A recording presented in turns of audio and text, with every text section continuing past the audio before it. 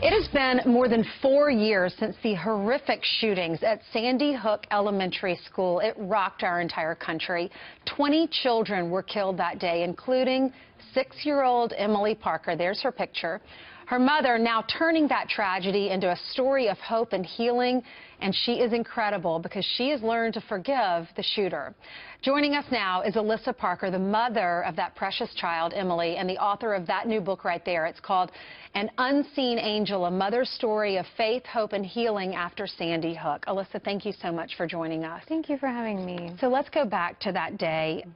Share with us what that was like. You learned that your daughter was one of the ones that was shot 5 hours after the shooting actually took place. Did you know during that 5 hours that this wasn't good?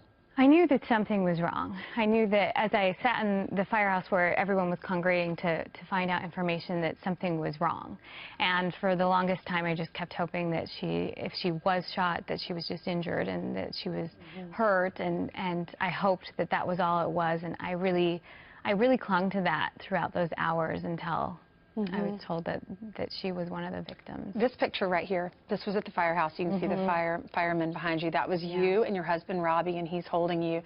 It looks like you have Kleenex on your eyes. Is that when you learned? Right. That was moments after we learned. I had been in that room the entire day, and I hadn't left at all, and I had no idea anyone was even, reporters or anyone was there. And I remember when I found out, I was just like, I just need to leave this room. I just need to leave this room. I need to breathe. And so we went out the back door, and when I came around, I had no idea all those photographers were there, and it was just very overwhelming to have such an intimate moment just shared with all these people. It's a mother's worst nightmare. I'm a mother of a little girl, too, and you see your child's picture and how precious she was, and we have all these hopes and dreams for our children. Right. And then, the day your child is born and the doctor puts that baby in your arms, it is the best day of your life.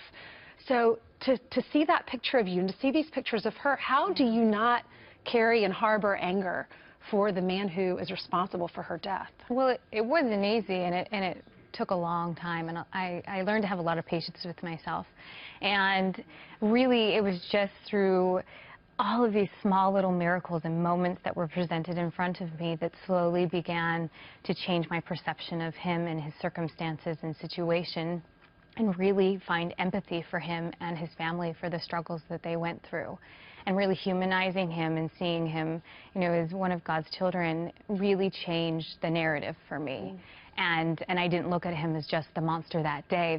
There was a lot that led up to that, and a lot that I felt like we could learn and help others who are suffering from the same thing. And that it changed me. It changed the way I saw him. In the book, you talk about meeting his dad. Tell the audience about that day. Yeah, so we had, through a series of events, just felt this really strong impression that we were supposed to go and meet with him. And I didn't go to learn about his son. I went to go and tell him something that I had really felt strongly that I was supposed to tell him. We got there, and he just started to pour his heart out and his son's story, and I found myself compelled to just listen. What did he say? And just telling, stories about him as a child and what he went through, and as he evolved and changed with the different things that he was suffering with, and I saw him as a human. I saw him as this child that was not a monster at that time. What did you plan on saying? You said there was something you wanted the dad to know. Yeah, I wanted to tell him that there was some good that could come out of this, and that he held the keys to really make a difference, to be able to hold, take his medical records, take the information he did know, and turn it over to someone who could give us helpful information to learn from what happened. And I just wanted to inspire him to do that, and he just started pouring out everything he was doing and saying, all the things that he was planning on doing. And I just think it opened the door for him to really let out a lot of stuff he was holding in. Well, thank you so much. We wish you all the best. God bless you. I'm glad that your faith has helped you heal and forgive.